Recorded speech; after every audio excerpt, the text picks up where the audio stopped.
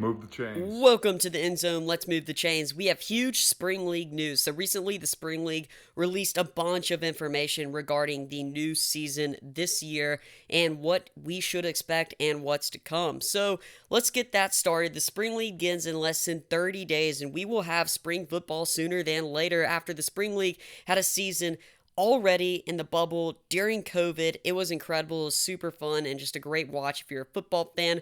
There are, however, a few differences between this season and last season. So let's jump right into those. Number one, 2 teams have been added to the Spring League. So instead of 6 total teams, now the Spring League has expanded to a total of 8 teams. The league will consist of the linemen and the Sea Lions. So these are the 2 new teams added along with all the other Spring League identities that you know and love. I love both logos and colors of these teams. I think these are unique, and I have said this before, but the Spring League logos, identities, uniforms, mascots, they've really grown on me, and I think that they're unique and different from other sports league franchises, identities, and names. So I really, really love the Sea Lions because I think it's just unique, and although I'm not really a huge fan of orange in general, I love when teams can pull it off, and I think that the Sea Lions do just that with this new logo. Speaking of great logos, that brings us to our sponsor of the day. Getting a logo or graphic design work is not as easy as you think. It's very expensive. Sometimes it's hard to deal with the people making the logo,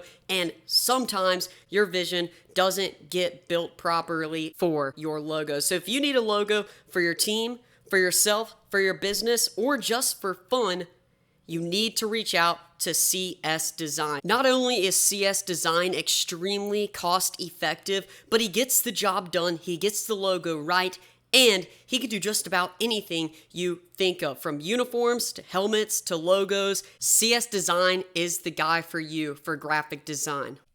Number 2, last Spring League season, we saw teams compete in a single hub because of COVID in Texas, where they competed for a Spring League championship. This season, the teams will be split into 2 separate hubs. Lucas Oil Stadium will be the hub for the North Division teams, which include the Conquerors, the Linemen, the Aviators, and the Alphas. The South Division will play in Houston, Texas. The teams in the South Division include the Generals, the Sea Lions, the Jousters, and the Blues. According to the press release, Jerry Glanville will coach the Aviators, the Generals will be coached by Bert Andrus, the Sea Lions by Mike Riley, and the Jousters by Kevin Gilbride. Those are the only coaches mentioned in the press release, so I'll keep you posted as far as coaching goes for the other squads in this league.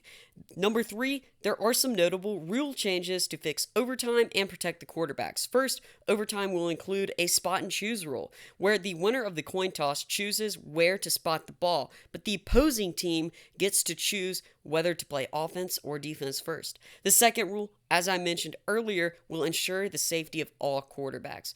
Games kick off on May 6th, and the championship will take place on June 19th, right before my birthday on June 25th.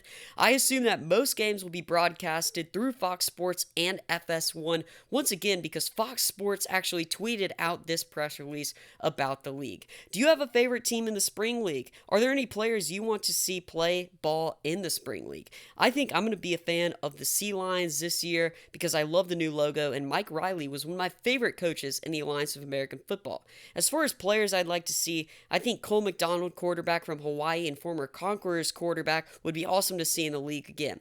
I would also like to see Luis Perez, one of my favorite Spring League quarterbacks ever. He played quarterback for the Birmingham Iron and in the XFL for the New York Guardians. I'd love to know your opinions down below. As always, thanks for liking, subscribing, and watching the End Zone. Make sure to move the chains.